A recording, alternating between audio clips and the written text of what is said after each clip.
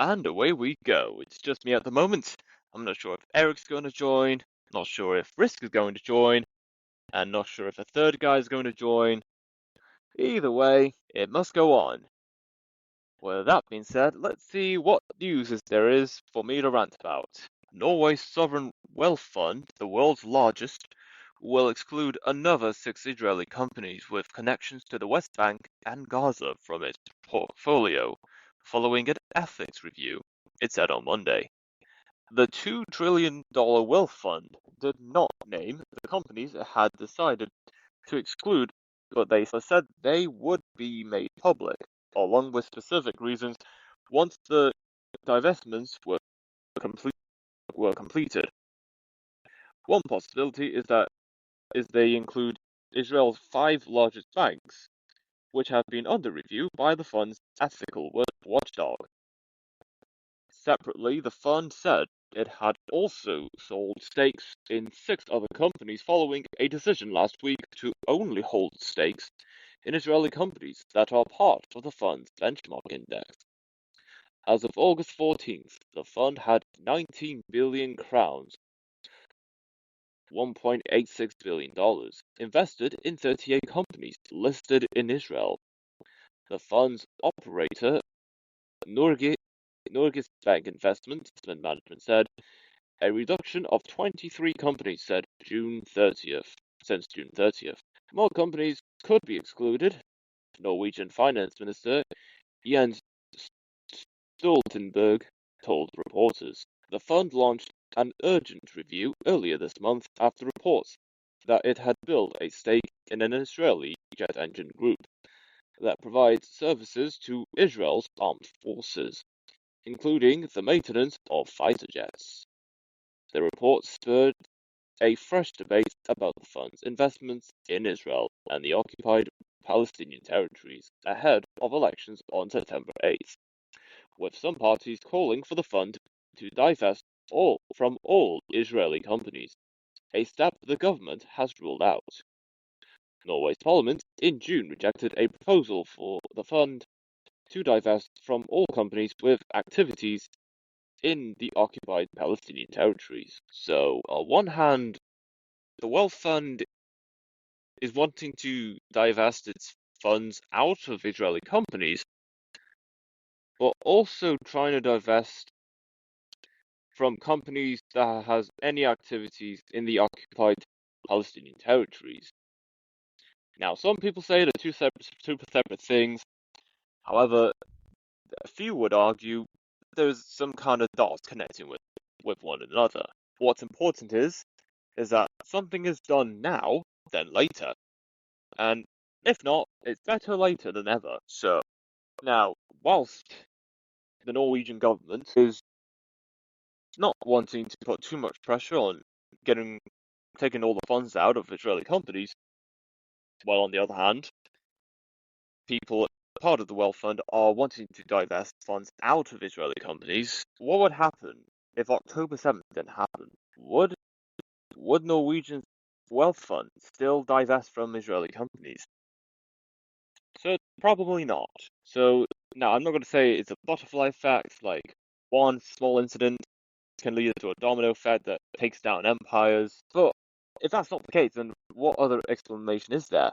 Whenever global events take place, something scary or anything that could smear a bad reputation for an individual or organization, they go into panic mode and trying to divert from the issue or trying to diffuse the situation to the best of their ability to ensure that further damage is not being made. Hello there. I just got a message from someone from YouTube. Let's see what that's all about. Okay. Now, I'm not going to say who this person is, but I will say this. Hello, sir. Despite having many videos, your YouTube channel has very few views and subscribers because there are some problems. If you want, I could work on one of your videos for free. Do you want to increase organic subscribers and views through YouTube ranking? And has provided a couple screenshots. Huh. Interesting. Okay. Fair enough, I'll give them credit for that. So anyway, back to the wealth fund in Norway. Well, I'll give them credit for at least acknowledging something. I think, given recent events, it is very, very uncertain what will happen if certain events didn't happen to begin with. Nonetheless, hopefully, maybe more countries will learn from this. Like, if you're going to invest in something, what's the reputation of these companies? And what's the reputation of the country that these companies are based in? If there aren't any issues, then go ahead. But if there are issues, then yeah, might want to do something about that. OpenAI launches cheapest ChatGPT plan at $4.6 starting in India. I'm not sure what to think of that. OpenAI launched a subscription plan in India priced at 399 rupees, $4.57 per month. Its most affordable offering yet, as it looks to grow in its second largest market by user base. The new Go plan offers 10 times more message limits, image generations, file uploads, and double the memory compared to the free tier. OpenAI CEO Sam Altman lauded India's rapid AI adoption and called it an important market for the company, while also allowing users to pay through UPI, Unified Payment Interface, India's payment framework. Why now? I don't. It's great that companies are expanding to India, which has billions of people, and although it looks pretty low at the moment in many metrics and developments and infrastructure, but it's picking itself back up.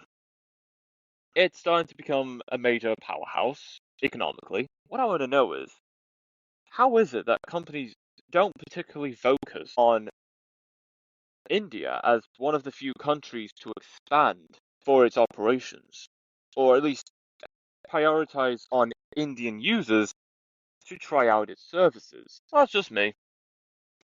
I mean, if I was to do something, well, if I was to run my own business, I would like to expand into countries with billions of people, or at least 100 million people, because that's where a lot of people are. And I don't have any other reason, it's just the amount of people. Then again, if anyone is aware of this project that me, Eric, and of course Shadow Miner are working on, our project's creative twin and innovation, they said that whilst they want to expand to other countries for users to use their platform, one thing that's holding them back is the cost to run the servers that this app is on. This app is called Neptune, by the way, our creative twin in innovation. Hearing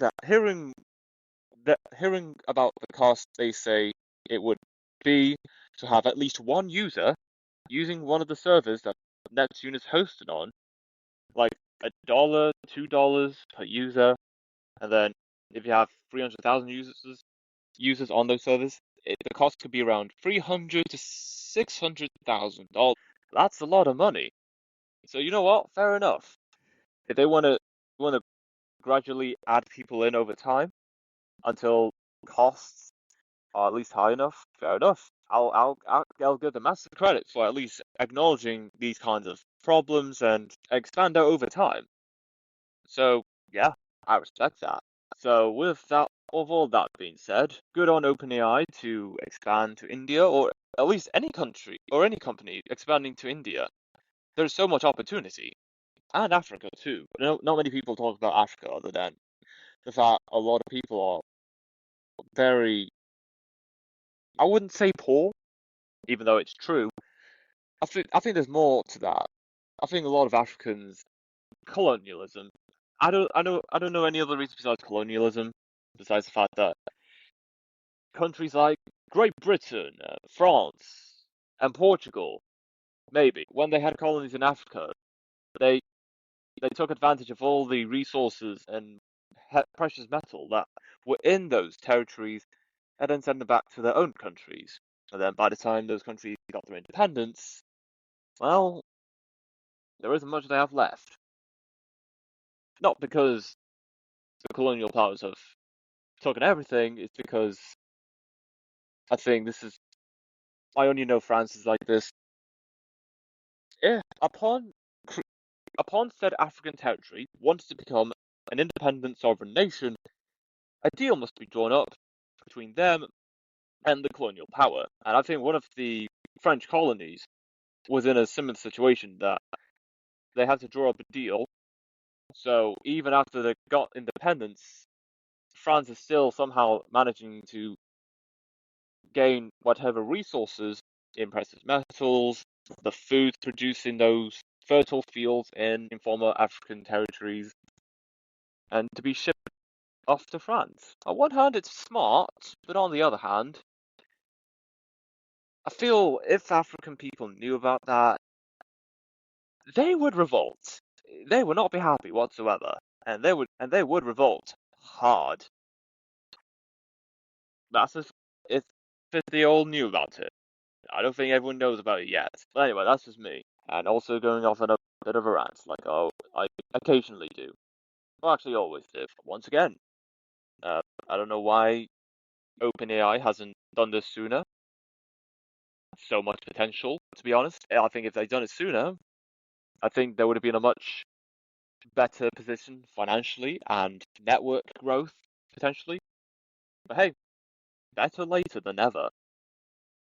And that's that. Magnitude 3.6 quake shakes southeast of Port Renfrew, British Columbia. A minor earthquake was recorded on Monday evening near Port Renfrew, about 110 kilometers northwest of Victoria.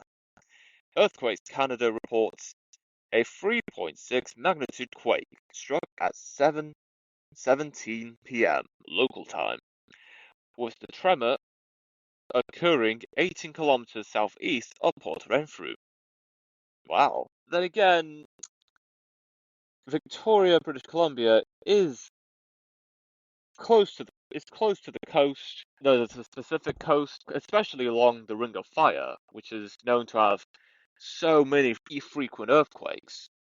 So, not surprised knowing that. But I didn't think earthquakes in that Pacific part of Canada would happen so rarely. Well, the more you know. Those are, I know there's tons of heavy, strong earthquakes along Chile, along the coast, and further inland as well.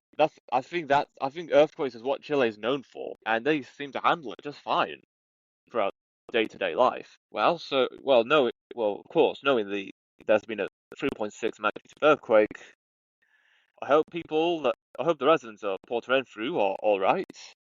They are uninjured. They are still alive, hopefully, and not much damage is to be caused. I don't think there's been damage. I don't think there's any reports of any homes being teared down. Yeah, it's glad to hear that everyone's all right.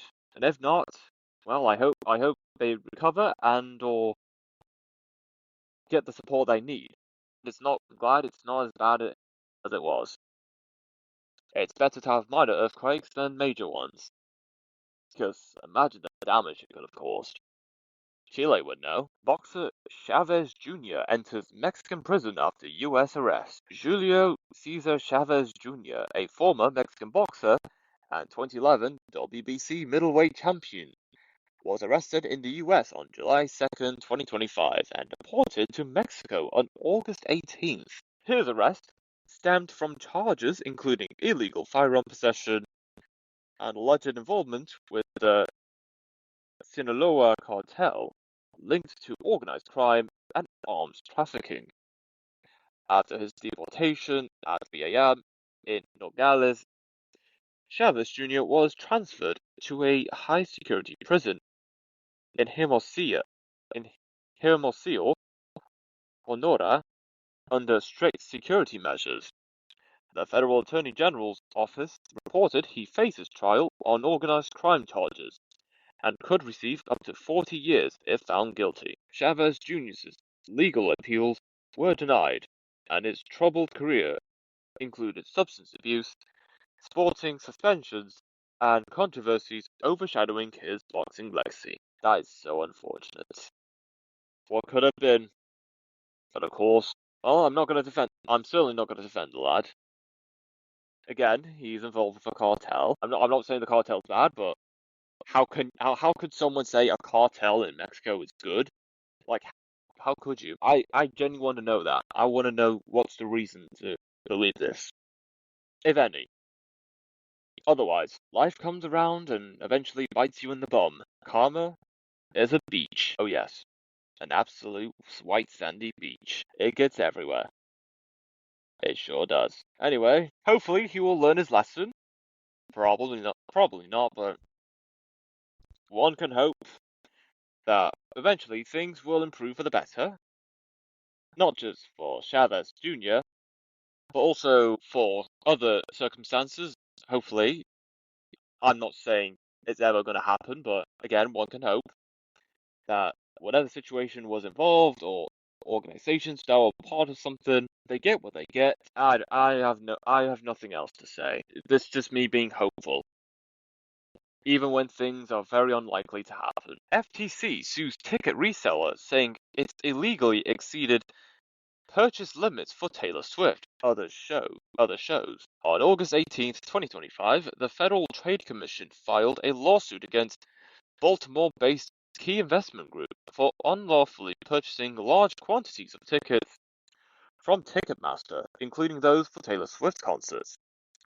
The lawsuit followed long-standing issues since 2016 involving brokers evading purchase limits by using multiple false or purchased accounts to amass large ticket quantities.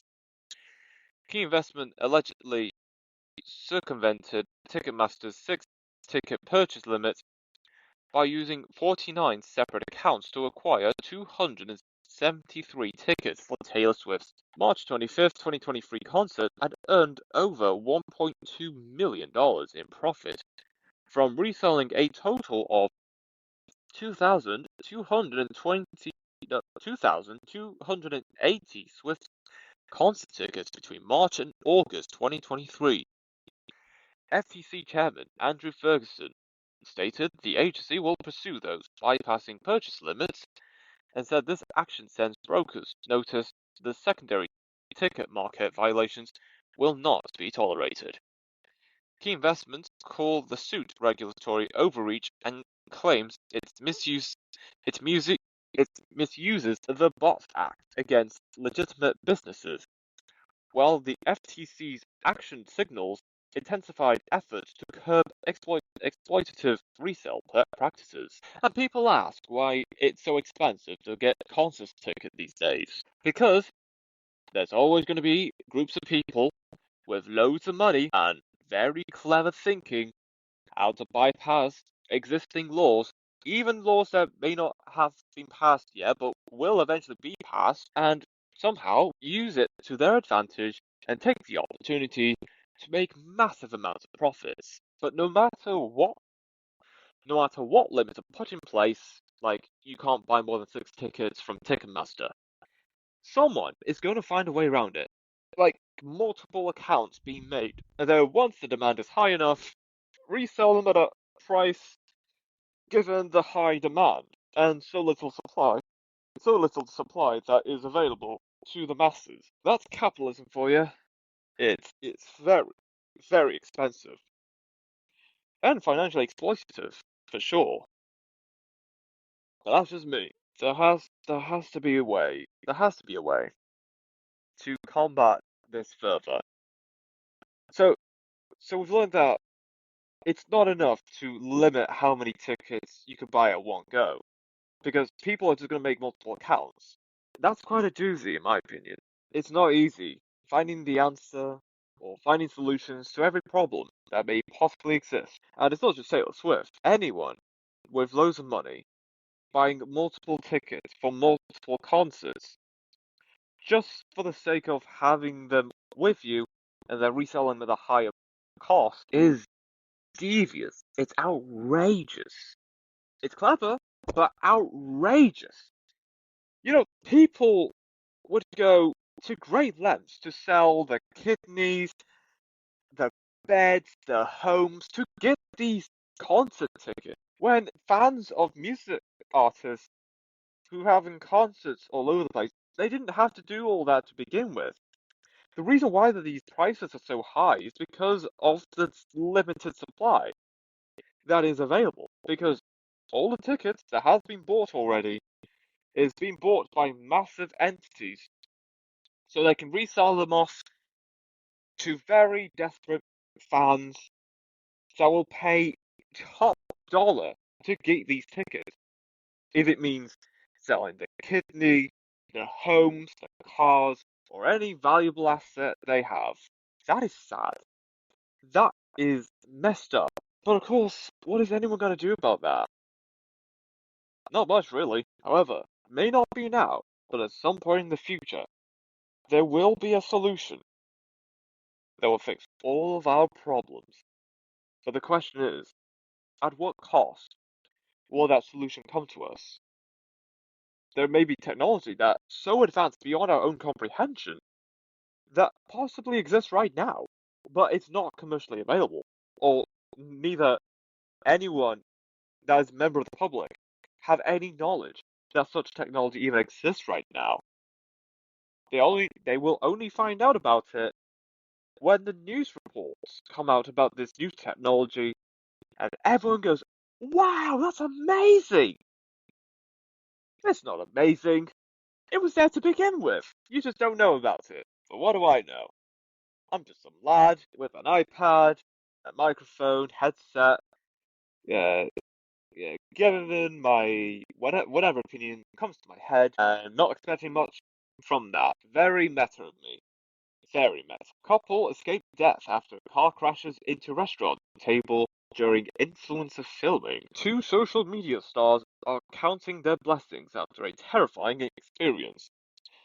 As food influencers, Nina Santiago, known online as Nina Unrated, and Patrick Blackwood filmed themselves tasting a spread of food at a local restaurant.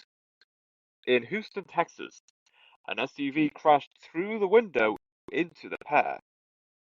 In an August 17th Instagram video, which has since gone viral, Nina and Patrick each took a bite out of a slider sandwich moments before the vehicle interrupted their meal and unexpectedly drove through the side of the restaurant, knocking over their table and sending glass flying into the air.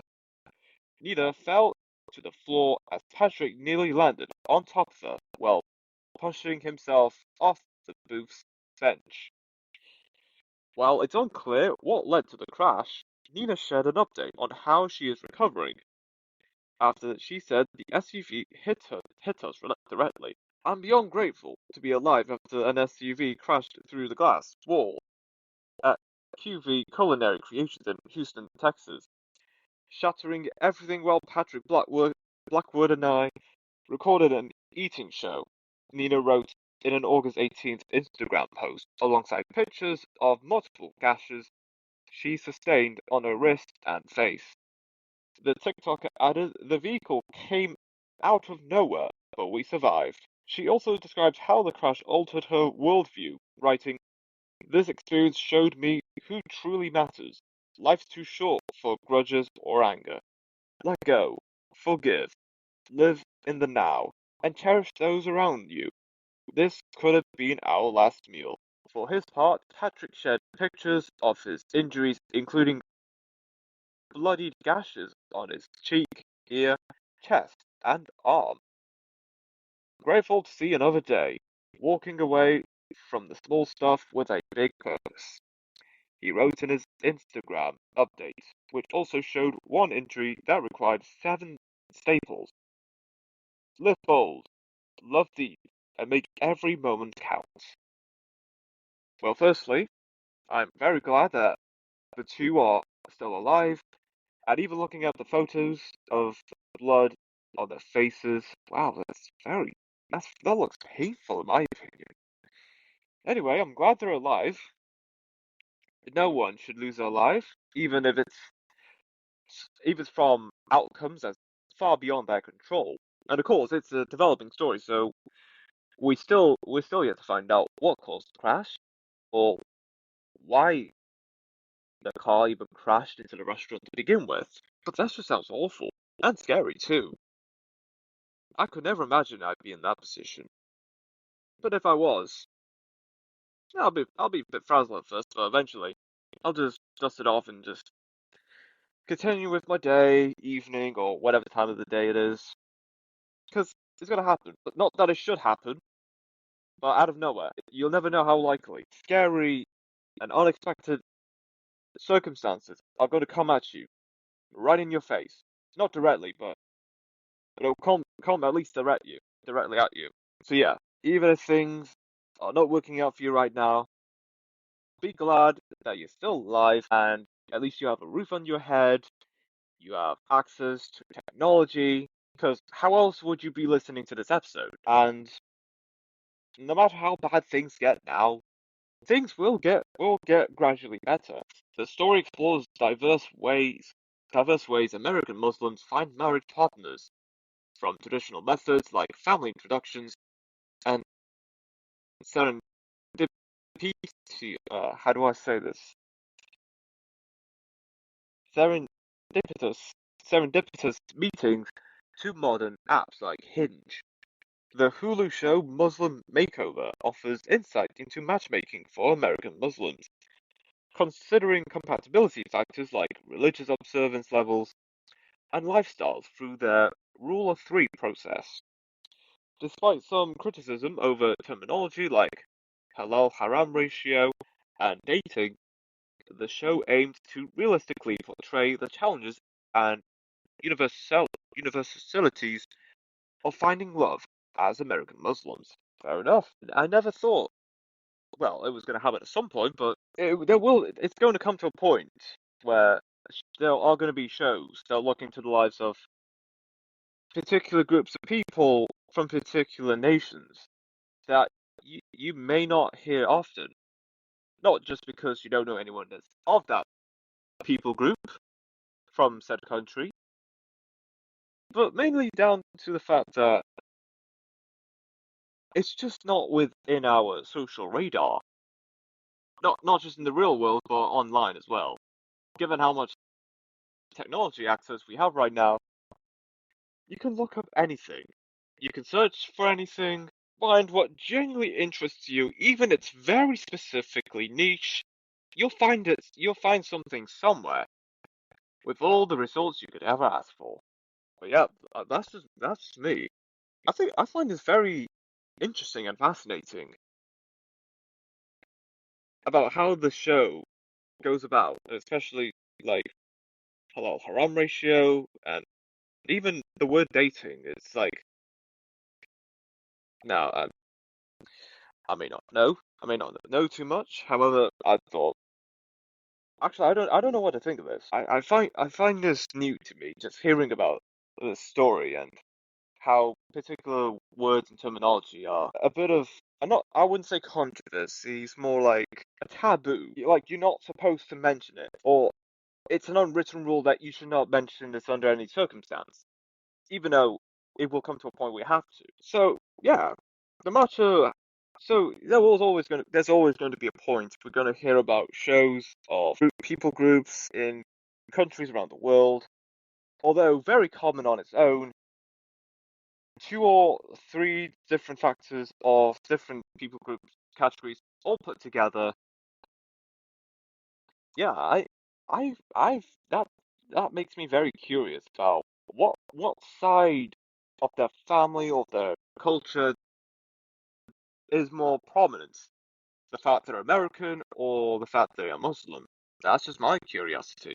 Well, although not may not be getting much attention now, at some point in the next few years, and maybe in the next decade, I think we'll hear about this show or similar shows like it more often. And we're going to hear a lot, we're going to see a lot of social media posts about how American Muslims interact with each other, how they introduce themselves, and other factors that I can't think of right now. It's just so much to think about, and so many factors that could be put into play. Texans want to form a new town. A $5 billion Bitcoin company wants to stop it. Residents in Hood County, Texas, are trying to incorporate as the town of Mitchell Bend that could allow them to resist industrial expansion and pass noise ordinance against a Bitcoin mine they say is disrupting the community. Mara Holdings lawyers challenged the first incorporation petition, claiming signature deficiencies and prompting the county judge to reverse his initial approval despite questions about the company's legal standing. Facing opposition from a $5 billion Bitcoin company, residents created a second petition that was validated by county officials, putting incorporation of Mitchell Bend back on track for voters to consider at an election on November 4th.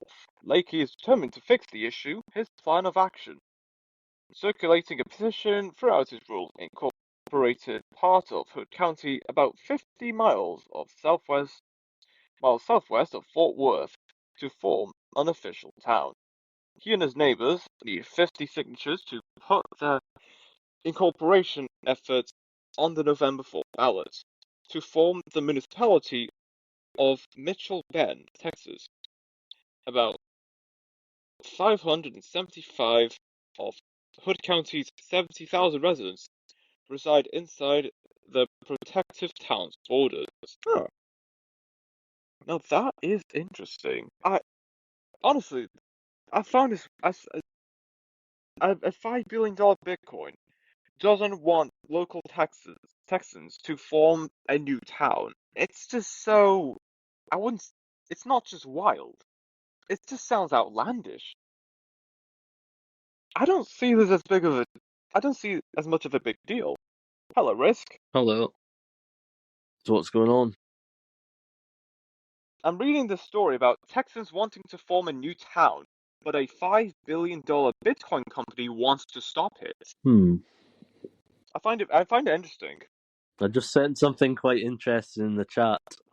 Yeah, I've seen an actual rally in Minnesota. God, I just sent this to Faithy and I said to it, this is in America. Do they look like they'll integrate into American society, love?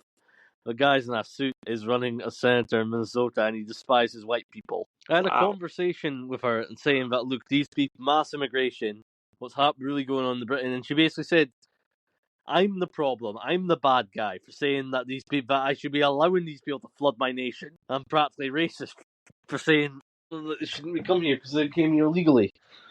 They broke the law. She said I should have welcomed them all in with open arms. But how is it racist to express concerns about immigration? Basically, that's what the wording is. Well, each to their own, I guess. Basically, well, you've clearly made assumptions on their cultures and feel threatened that they'll take over, and they're just escaping poverty or trying to form a system that screws them at their home country. Hate is not the answer. It never is. Hate is not the answer. Reframe your hate into love and compassion. You have become really angry and it hurts me. So your sadness and depression turn into hate.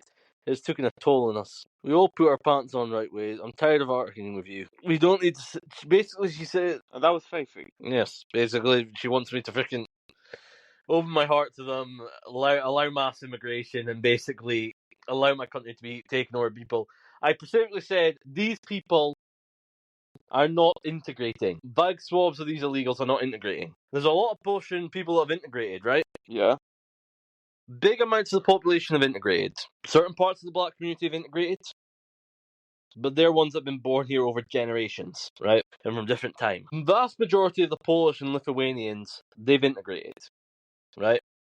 Big parts of the Asian community have integrated. People that haven't integrated tend to be the Islamists. But yeah, so what else is new? They all had their little interview, their little meeting with Trump at the White House yesterday. Yes, the world leaders about something. Yes, they had their meeting about trying to end the Ukraine war. This is a good question. We should offer Russia to be fully brought into the West, open up wet trade with them, make them part of the visa waiver program in America, offer them NATO membership. Maybe if we could stop treating them like garbage, they'll actually become our friends. Why has no one ever tried this method before? It's a good question. Why don't we offer Why don't we make the deal to them? Why don't we offer Russia and Ukraine and Russia NATO membership? I think current NATO members may not be happy with having Russia being part of NATO. Why? They would end the war. True, however, I think a majority They'd of be able to NATO finally members, document peace. Also, we could bring them into the Western sphere. even if there are We could efforts, bring them to the. even with those efforts, there are some countries that don't want peace. They want problems. Always. Not everyone, but Tell them yeah. if you want problems, they'll be on your fucking own, and we'll fucking dunce you out of the fucking Union, out of NATO. And if UK start shit, we'll tell them, yo, Stormer, get your act together, or we'll fucking ethically colonize you. Sweden moves Kiruna's 1912 wooden church to new site in two-day operation. Kiruna Church, a 672-ton, 113-year-old wooden building in northern Sweden, began a rare two-day move to a new town centre in August 2025. The relocation responds to ground fissures from expanding iron ore mining beneath Kiruna, forcing a wider multi-decade project to shift much of the town since 2004. The church was carefully lifted onto remote-controlled trailers that traveled slowly along a specifically widened 24-meter road, cleared of obstruction for the 5-kilometer journey. This is a picture of like all the leaders in Trump's office. I need my coke. I feel useless, Ursula von. I need my coke, Giorgia Meloni. I feel useless, Ursula von der Leyen. I think the Dutch PM. I want war. Macron, why did you slap my baguette? I think it was the Finland's president. Draw a map. He said. Zelensky, give me my fucking money, bitch. And the other one, and the German Chancellor, what am I doing here? I don't think Labour are popular at the moment in this country. No, they're not. There's pictures going about Starmer with his face looking like he's got herpes on his freaking mouth. So I don't know what he's been doing. Maybe he's been getting something for freaking Zelensky or Macron. Yeah. Wasn't it? I thought it was like... We got some good news though, Jamie. What would that be? Because of President JD Vance, Starmer's fucking rolled back his privacy policies. He was trying to freaking censor us and still look into our private messages. UK users of Apple products will keep their data safe after the government withdraw its request for a backdoor into their security. USA are claiming JD Vance demanded the withdrawal. See, JD Vance's presidency is already producing dividends, Jimmy. But he'll make a great PM. He'll make a great president. He has potential for sure. Why? You think the BBC doesn't want to be racist against men? An Anglo-Saxon noble from the up-and-coming King and Conqueror series, which starts on Sunday, with a picture of a black man. Yeah, that's totally represents Britain. That's totally what the monarchies looked like back then. They totally weren't all white, especially in Europe. What else is there? Australia's TPG Telecom flags cyber incidents in its iiNet system. Nearly 280,000 iiNet customers have had their personal data compromised in a serious cyber attack. The teleco on Tuesday confirmed that customers' email addresses, phone numbers, and modem passwords were accessed by hackers. And they want companies to store that data. This situation here proves exactly why we should not have digital IDs. And we should not have everything linked, have to fucking show a digital ID to use a fucking platform. Because of shit like this. They'll do what they can to push it anyway. Trump's supposedly going to be looking to all the NGOs and do a deep forensic check. Did you know that Larry Fink is now a co-chair of the World Economic Forum? No, I didn't know that. Yeah. They're posting English flags on on lampposts and roundabouts. But the thing is, these politicians are actually standing up with the people. Wait, anything else? Yes. Okay. Oklahoma will test teachers from New York to California to guard against radical leftist ideology. Interesting. On Monday, Oklahoma's top education official announced that teachers relocating from California and New York must pass a PragerU administered administered exam to receive certification in the state. This new requirement follows the state's goal to safeguard classrooms from what Walters calls radical left ideology prevalent in those two states amid a Republican-dominated environment. The 50-question test, finalized to set to roll out soon, includes questions on subjects like the US Constitution and freedom of religion, with PragerU's CEO noting focus on undoing gender ideology damage. Opponents, including State Representative John Waldron and AFT President Randy Weingarten, denounced the exam as political posturing and a MAGA loyalty test that could worsen Oklahoma's existing severe teacher shortage. I think Sergei Lavrov's quite an interesting guy. The Russian politician. He went to the frickin' Alaska summit with a fucking with a USSR t-shirt on. He's not one of those imperialists. He's just a normal guy that loves his country and wants to remember its history. It's one of those ones that remember those elderly people that were there. Will Russia break apart? Good. I don't want to see Russia break apart. Why are they raising Pakistani flags? This is going to piss England up even more. And get out of our country, you fucking communist scum. Why are you putting up fucking Pakistani flags? You're in Britain. How is it that America's winning so much, right? Yet we're getting shafted. The US Supreme Court is looking to end property taxes of those who have fully owned their land. And you've got frickin' Reeves looking to fucking put a tax on anybody that frickin', even if they own their land, every single year. A certain amount of the house's value. It's like that's the thing. The thing is, the UK, they say there is a black hole in their budget. So the way to fix the black hole, they believe that to increase just another excuse to thingy, but with the US, I haven't heard anything about tax rises. Yeah. It's not. It may not be the makes answer me to everything. want the UK to be annexed by the US. Oh, the demand is not popular enough to do that. It seems like the vast majority of people in DC are actually for Trump bringing the National Guard in. Well, that's the first. There would be Trump supporters in DC. They're not. But they're Democrats that, quite frankly, agree. Black Democrats that live are not in the poorer scale of things, right? They're not the bougie fuckwits in DC, right? But quite frankly, they see that crime has gotten that bad, and they realise that if the DC police can't handle it, maybe it's better to bring in the fucking National Guard. And if he can do well, he might be able to swing those people to vote for the Republican Party next election. Also, by the way, Texas was able to pass their new districting thing, and they gained more seats. The best thing is, though, right? They got rid of Jasmine Crockett's seat. So she's no longer representative. A representative, basically. Air Canada cabin crew strike enters day 4 as talks resume. Here's another thing, right? Yeah. Air Canada's former CEO, right, worked for Brookfield Asset Management, and their fucking lawyer is a former. Their lawyer is a former Brookfield Asset Management, and I have my suspicions that Brookfield Asset Management has a stake in that fucking company. So that's funny. How funny would it be if Mark Carney actually has a conflict of interest here with the whole Air Canada thing, right? Won't be the first time. Because, yeah, it wouldn't be the first. Man, that guy's a... Oh, yeah, Pierre Poilievre won his fucking battle under...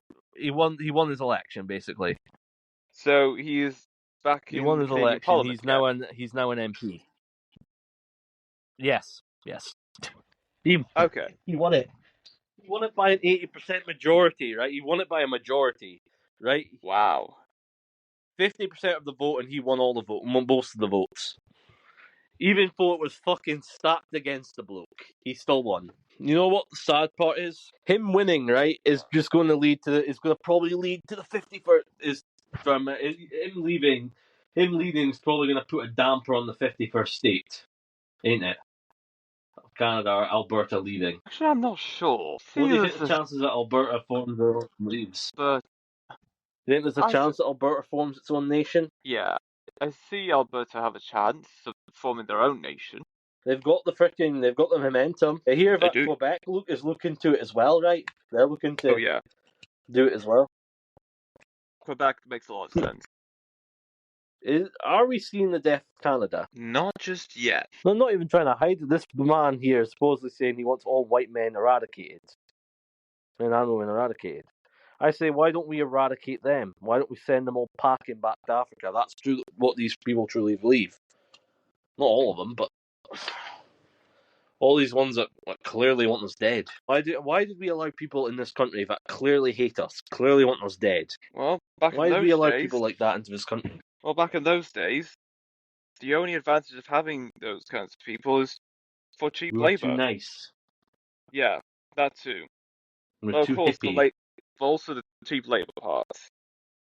Yeah, you're not wrong. I actually like this painting. It's actually quite cool. Oh, I think Vance will make a great So who do you think? Who do you think's got the nomination for 2028 with the Republicans? So, yeah, honestly, other than J.D. Vance, the only other I think it's potential, Vance, but yeah, most likely, but I think I think Marco Rubio, Vance will be the nominee, but I'm not 100% sure who will be his VP. I think Rubio will be a good pick, but yeah, some probably think no. If not Rubio, maybe Hegseth, but who knows? who knows? So what will happen with Europe? Well, a lot of things are going to happen with Europe. The immigration rate is still going to continue, With Europe, and a lot of things jobs, none of us are gonna like. yeah, and maybe, Do you and think it's we're likely, running towards a civil war? what kind of civil war? Who knows? Who knows? It may even get to a point where Europeans might immigrate He out doesn't of speak for Europe. the nation. Yeah, what else is there? That is us.